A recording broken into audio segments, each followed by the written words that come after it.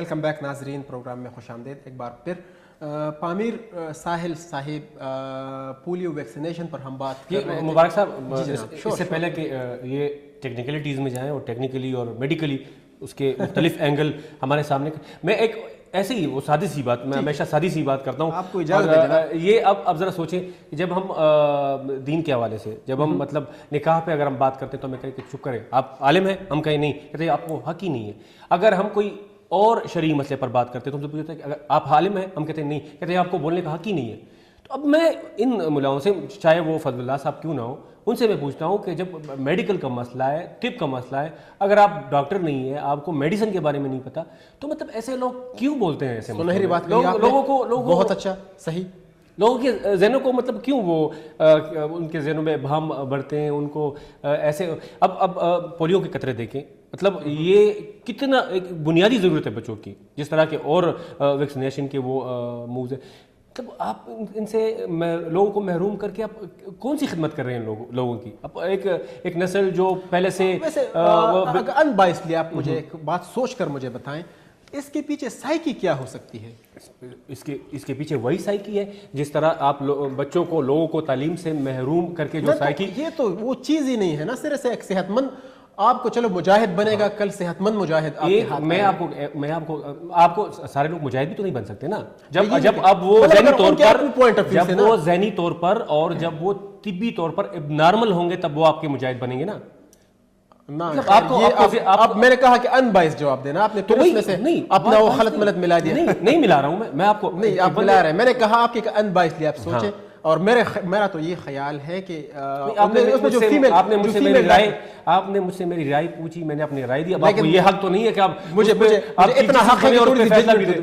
اچھا فتویٰ میں نہیں دے رہا، ججمنٹ دے رہا ہوں اپنی، کہ آپ نے تھوڑی سی اس میں خیانت کر دی ہے. میں نے کہا کہ میری ویو ہے نا، میرا ذہن ہے، میں یہی سمجھتا ہوں اگر ایک تعلیم یافتہ شخص کو، تو اور بات ہے کہ رضا صاحب جو نا وہ ماسٹر کر رہے تھے اور وہ خودکش بننے جا رہے تھے، یہ تو ایک اسپیشل کیس ہے، اس کو تو آپ چھوڑ دیں.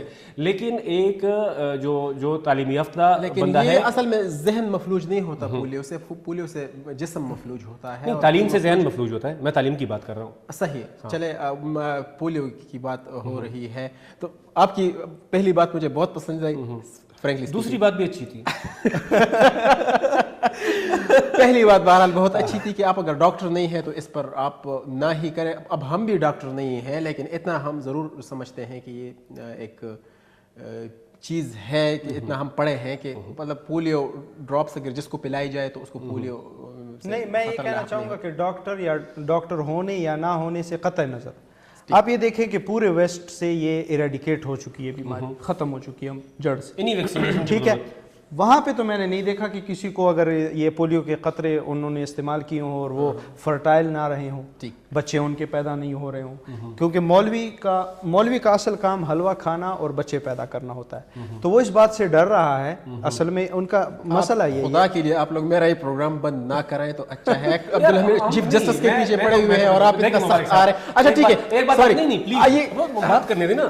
آپ ایک بات ذہن میں رکھیں، آپ یا تو اچھا پروگرام کریں یا پھر نہ کریں. چلے ٹھیک. ایسے ہی پروگرام تو جا رہے ہیں نا، بہت سارے پروگرام جا رہے ہیں. ایک آپ کا بھی ہوگا، نہ کوئی دیکھے گا نہ کوئی. وہ بات کریں جو لوگ سننا چاہتے ہیں اور جو سچی ہے.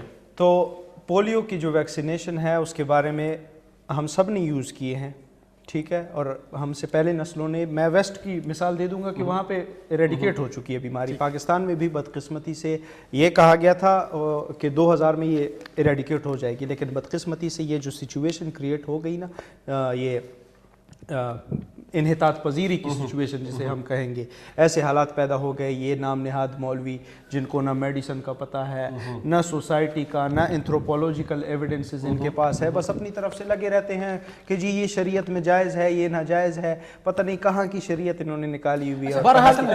آپ جرنلسٹ ہیں، آپ ابھی صحافی ہیں، بدقسمتی سے آپ صحافی بن گئے ہیں. آپ کو ڈاکٹر ہونا چاہیے تھا، اور ظاہر ہے آپ نے طب پڑھی ہوئی ہے. تو میں استفادہ کرنا چاہتا ہوں میکسیمم اس پروگرام کے حوالے اس وساطت سے، اور لوگ بھی چاہیں گے کہ آپ سے، اور میں یہ چاہتا ہوں کہ لوگ جانیں آپ کی وساطت سے. صحیح. میں یہ بتانا چاہوں گا کہ جس طرح یہ ویکسینیشن کا پروسیس، ویکا لاطینی زبان کا لفظ ہے جس کا مطلب ہے گائے. ایک زمانے میں کاؤ پاکس کی بیماری ہوتی تھی. صحیح. काउ पॉक्स की दाने निकल आते थे जिस्म पे, और ये दाने बाज़ औक़ात मुहलिक साबित होते थे।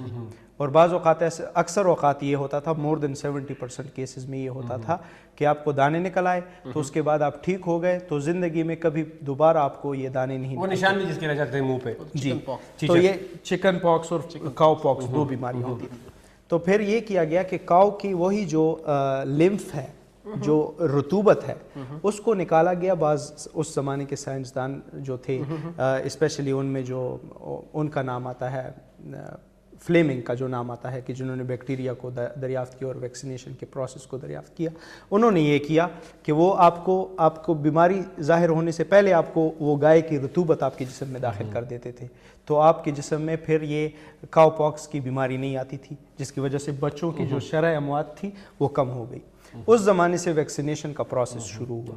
ऐसी बीमारियां जिन्होंने वबाई सूरत इख्तियार की थी, जिस तरह खुन्नाक हो गया, तशन्नुज हो गया, खसरा हो गया, मीसल्स जिसे कहते हैं, और काली खांसी हो गई, इनके आपको बच्चों को टीके लगवाना शुरू कर दिए गए।